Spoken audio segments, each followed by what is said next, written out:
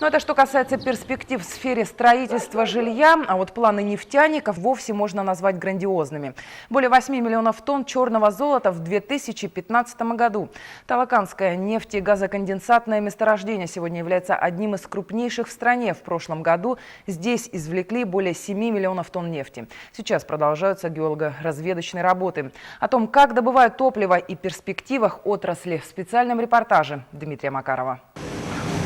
С каждым оборотом бурового механизма геологи все больше узнают, что таят в себе недра земли. За 3 недели им удалось преодолеть отметку 1430 метров. Взятые образцы показали, в этих местах есть нефть. Ее сразу видно, если она есть. То есть это и по запаху, и по выделениям газа, и по каплям нефти. Предварительные заключения геологической разведки предстоит подтвердить в специальной лаборатории. Только тогда определится промышленное будущее нового участка. Но с самого начала стало ясно, добыча не будет легкой. Крепкие породы, доломиты. Также встречаются солевые отложения.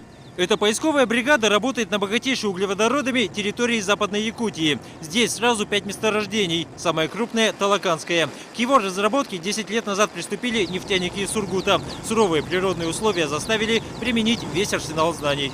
Выходя на Талаканское месторождение, то есть было очень много вопросов, и ответов на них не было. То есть изучался мировой опыт разработки таких месторождений, но найти с тем набором сложностей, которые впитывает в себя Талаканское месторождение, мы не нашли. В якутской тайге уникален даже климат. Годовой перепад температуры 100 градусов. В таких условиях нефть еще никто не добывал. Первоначальные расчеты ставили под сомнение рентабельность проекта. В итоге разработали эффективную и безопасную технологию. Объем добычи за прошлый год был достигнут на уровне 7 миллионов 700 тысяч. Каждый год план на сотни тысяч тонн больше, чем в предыдущем. В 2015-м закачают в нефтетранспортную систему ВСТО рекордные 8 миллионов. На этом гигантское наращивание объемов решили остановить. Предприятию гарантированы десятилетия стабильности. После добычи нефть проходит сложный процесс фильтрации, где от нее отделяются вода, соль и газ. И в результате на выходе получается вот такая вот чистая нефть. Добытая нефть – это миллиарды рублей налогов в бюджеты и рабочие места. В нефтяной отрасли Восточной Сибири занято более 8 тысяч человек. У меня тут подпольная кличка где-то была когда-то, мэр Талакана.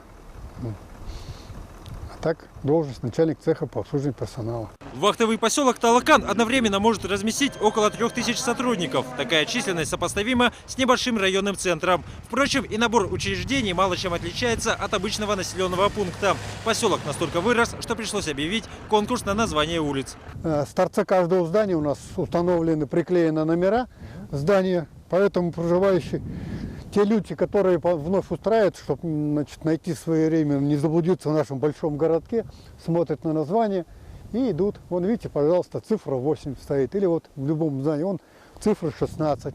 Талаканское нефтегазоконденсатное месторождение было открыто геологами в 1987 году. Первые робкие попытки его освоения пришлись на начало 90-х.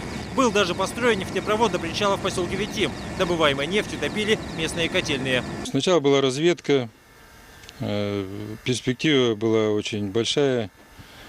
То есть видно было, что и города хотели строить все, но после 91 года немножко заминка произошла. Командир Ми-8 Владимир Пономарев летает в этих краях уже больше 30 лет. С воздуха видно, как с приходом крупного инвестора стал меняться не только ландшафт территории, но и сами поселки. Там, где была тайга, появились дороги и мосты. В Витиме многоэтажная школа, детский сад и жилые дома. В Пеледуе недавно сдали церковь, а на самом Талакане завершена грандиозная стройка – современный аэропорт. Я ходил по этой полосе, смотрел, как это строится, во сколько рядов, как замечания устранялись главным инженером. Ну и, в общем-то, сказать, что не верится, что такой аэропорт, так обеспеченность, такая безопасность. Что не рейс из Сургута, то 180 человек. Боинг 737 всегда полон пассажиров. Нефтяная столица России – главный поставщик готовых к работе специалистов. В среднем вахта длится около месяца. Пересменки рабочих обеспечивают основную загрузку Талаканского аэропорта. Аэропорт регламентный, работает с 8 до 8. Вот за этот период самое большое количество рейсов было 12.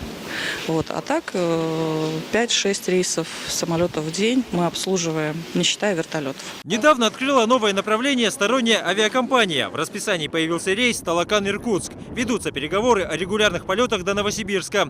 5 нефтяных месторождений в руках одного недропользователя позволили создать все условия для автономной жизни и работы. Здесь мы наблюдаем за всеми параметрами нашего энергоблока. То, что поселок развивается и растут объемы производства, подтверждают приборы местной электростанции. Находясь в изолированной энергосистеме, она питает лишь подразделение Талаканского управления. Когда первый энергоблок был введен в работу, мощность составляла тогда порядка 10-12 мегаватт. На данный момент 60. То есть в 6 раз мы за, получается, 6 лет нарастили. Турбины электростанции работают благодаря газу. Его добывают попутно с нефтью. Основную часть закачивают обратно в недра земли, берегут на будущее и тем самым поддерживают давление в скважинах. Возможно, в перспективе талаканский газ, как и нефть, станет экспортным товаром. Это те люди, которые, можно сказать, за 10 лет вперед можно их назвать талаканцами, так как они воплотили все это в новые колоссальные месторождения. Планы на будущее любого добывающего предприятия всегда можно определить по числу буровых вышек. Чем их больше, тем серьезнее намерения инвестора. В районе Талакана геологоразведка – приоритетное направление, благодаря чему уже в 2016-м здесь собираются начать работу на новом южно-талаканском месторождении. Дмитрий Макаров, Владимир Ермаков, Вести, Ленский район, Якутия.